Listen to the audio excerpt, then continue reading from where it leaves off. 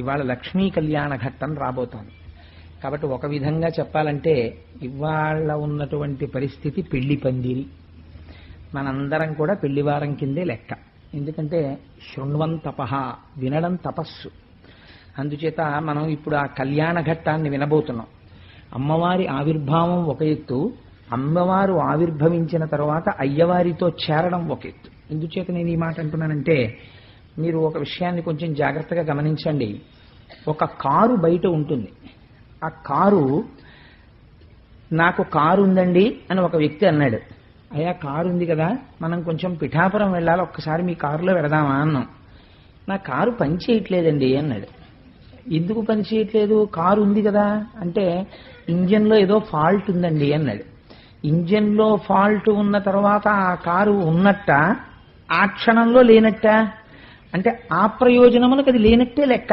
ఎందుకని? శక్తి లేదు కారుకి. అందుకే మనం ఇప్పటికీ కూడా ఏదైనా పిలిస్తే హార్స్ పవర్ అని పిలుస్తాం. ఇన్ టర్మ్స్ ఆఫ్ పవర్ అంటాం. పవర్ అంటే శక్తి. అది కంటికి కనపడదు, అనుభవైక విద్యము ఉపయోగపడుతుంది. అందుకని శక్తి ఆవిర్భవిస్తే సరిపోదు. ఒక ఇంజిన్ ఒక్కటే పనిచేస్తోంది అనుకోండి, కారు లేదు, దానికి ఛాసిస్ లేదు, సీట్లు లేవు, ఏమీ లేవు, ఇంజిన్ వర్క్ చేస్తోంది. ఏ చక్రాలు నడుపుతుంది? అది ఎవరికి ఉపయోగపడుతుంది? కాబట్టి ఇంజిన్గా ఉపయోగమా? లేదు. ఇంజిన్ లేని కారు ఉపయోగమా? లేదు. కాబట్టి ఇంజిను కారు కలిసి ఉంటే మనకు ఉపయోగం. ప్రకృతి పురుషుడు కలిసి ఉంటే మనకి అనుభవైక వేద్యం. ప్రకృతిగా పురుషుడిగా ఉంటే అయోమయం. అందుకే కళాభ్యాం చూడాలంకృత శశి కళాభ్యాం నిజిత ఫలాభ్యాం భక్తేషు ప్రకటిత ఫలాభ్యాం భవతు మే శివాభ్యాం అష్టోక త్రిభువన శివాభ్యాం హృది పునర్భవాభ్యాం అని శంకర భగవత్పాదులు శివానందలహరి మొదటి శ్లోకం. అలాగే శివశక్త్యాయుక్తో యది భవతి శక్త ప్రభవితుం నచే దేవం దేవో నఖలు కుశల స్పందితుమపి.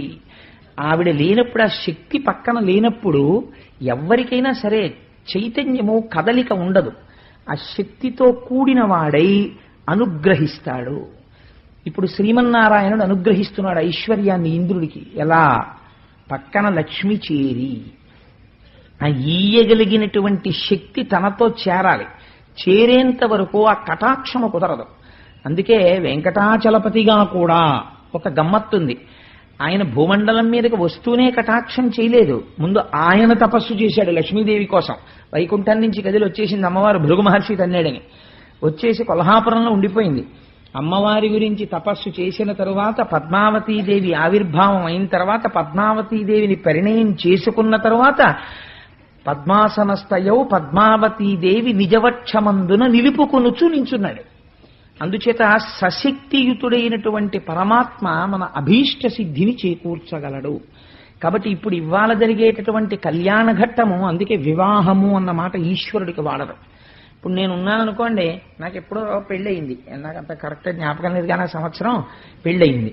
అయితే నేను ప్రతిరోజు సరదాగా నేను కూడా కళ్యాణం చేసుకుంటానండి, ఎవరో ఒక్కళ్ళైనా వస్తుండండి కాస్త చూసేడుతుంటారు కానీ రోజు చేసుకున్నాను అనుకోండి, వీడు ధూర్తుడు అంటుంది ప్రపంచం. రోజు వీడికి కళ్యాణం ఏమిటండి? అలా కళ్యాణం మనుష్యులకి వాడరా మాట. కళ్యాణ మహోత్సవాహ్వాన శుభపత్రిక అని మనకి ఏరు. కోటేశ్వరరావు గారి కళ్యాణ మహోత్సవం అని వేసుకోను నా పెళ్ళైన రోజున. వివాహ మహోత్సవాహ్వాన శుభపత్రిక అని వేసుకుంటాం. అసలు అందులో ఒక రహస్యం ఉంది ఆ వివాహం అన్న మాటలో. వాహం అంటే బరువు, వి అంటే విచిత్రమైన బరువు. నెత్తి మీదకి ఎత్తుకుంటే కుంగ తీస్తుంది. ఈ బరువు ఎటువంటిదో తెలుసా అండి? ప్రతివాడు ఎత్తుకుందాం అని సంతోషపడతాడు. ఎత్తుకున్నవాడికి తెలిసాడు ఎంత బరువో. ఎత్తుకోని వాడిని చూస్తే ఎప్పుడు ఎత్తుకుంటాడా అని చూస్తూ ఉంటాడు. వాడు ఎత్తుకుంటున్నాడంటే 100 మంది వెళ్ళి అక్షతలేస్తారు, అమ్మయ్య మా జాతిలో కలిసావు, నువ్వు కూడా సుఖపడిపోతున్నావు నాన్న నుంచి. అందుకని అది వివాహము. అందుకని దాన్ని వేస్తే వివాహ మహోత్సవాహ్వాన శుభపత్రిక అంటారు కానీ కళ్యాణ మహోత్సవాహ్వాన శుభపత్రిక అనరు. కళ్యాణం అన్న మాట ఎవరికి వాడతారంటే ఒక్క పరమాత్మ విషయంలోనే వాడతారు. వెంకటేశ్వర స్వామి వారి కళ్యాణం చేశామండి అంటాం. మీరు ఒక మాట గమనించాలి. అసలు సంప్రదాయమునందు ఒక గమ్మత్తుందండి. కళ్యాణం అన్న మాట పురుష స్వరూపం వైపు నుంచి వాడరు. శివ కళ్యాణం చేశామండి అనరు, విష్ణు కళ్యాణం చేశామండి అనరు, పార్వతీ కళ్యాణం చేశామండి, లక్ష్మీ కళ్యాణం చేశాం, పద్మావతీ కళ్యాణం చేశాం అంటారు. జీవుడు బ్రహ్మముతో ఐక్యం అవ్వాలి. ఇప్పటి వరకు జీవుడుగా కనపడ్డవాడు జీవుడు కాదు, అది బ్రహ్మమే అన్న ఎరుక కలగాలి. తప్ప రెండు పదార్థాలు ఉండవు. ఉన్నది ఒకటే పదార్థం జీవుడిగా కనపడుతోంది. అది జీవుడు కాదు, అది పరమాత్మ అని తెలియాలి. అది తెలిసిందనుకోండి అంతే, జీవుడు బ్రహ్మము అని తెలియగానే బంధనము విడిపోతుంది. అంతే, విడిపోయి తాను ఇక్కడే ఇప్పుడే మోక్ష స్థితిని పొందుతాడు. అది కళ్యాణము. అందుకే ఆ కళ్యాణమునకు ఆలంబనమేది? అహంకార పరిత్యాగము. ముందు నా అంతవాణ్ణి నేనన్న భావన పోయి భక్తి ఏర్పడితే తప్ప ఈశ్వరతత్వం అంకురించదు. అందుకని తలనీలాలు ఇవ్వడానికి ఉపయోగింపబడేటటువంటి స్థావరములు క్షవరశాల అనరు, కళ్యాణకట్ట అంటే అక్కడ తల ఉంచి ఏం చేస్తున్నారు? తలలీనాలు ఇచ్చి అహంకార పరిత్యాగం చేస్తున్నారు. మీ పాపరాశి అంతటినీ వదిలిపెట్టేశారు.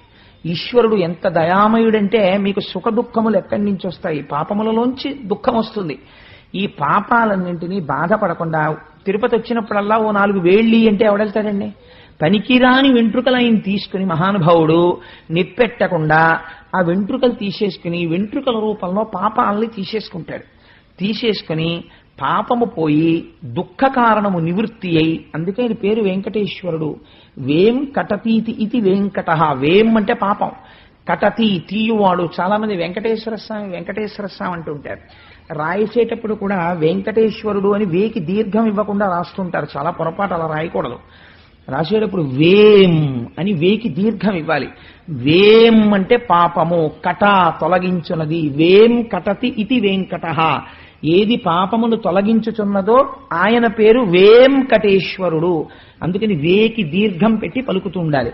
సరే, అందుచేత అటువంటి శ్రీమన్నారాయణ తత్వంతో ఇప్పుడు జీవతత్వం ఏకత్వం పొందడం, ఆ జీవబ్రహ్మైక్య సిద్ధి, పరబ్రహ్మము శక్తియుతుడు కావడం మనందరికీ కళ్యాణం.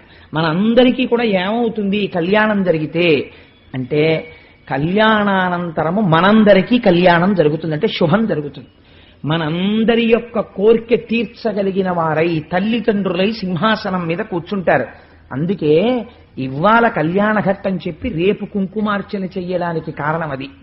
ఇవాళ కళ్యాణం వాచికంగా పూర్తవగానే రేపు ఆ కళ్యాణ ఘట్టం ఇక్కడ చక్కగా సువాసినులందరూ కుంకుమార్చన చేస్తుంటే కన్నెపిల్లలు లక్ష్మీదేవి ప్రసన్నురాలవుతుంది. అసలు లక్ష్మి అనగా ఏమి, ఎందుకు ఆ చూపుల గురించి చెప్తారు విందురు గాని దాని గురించి.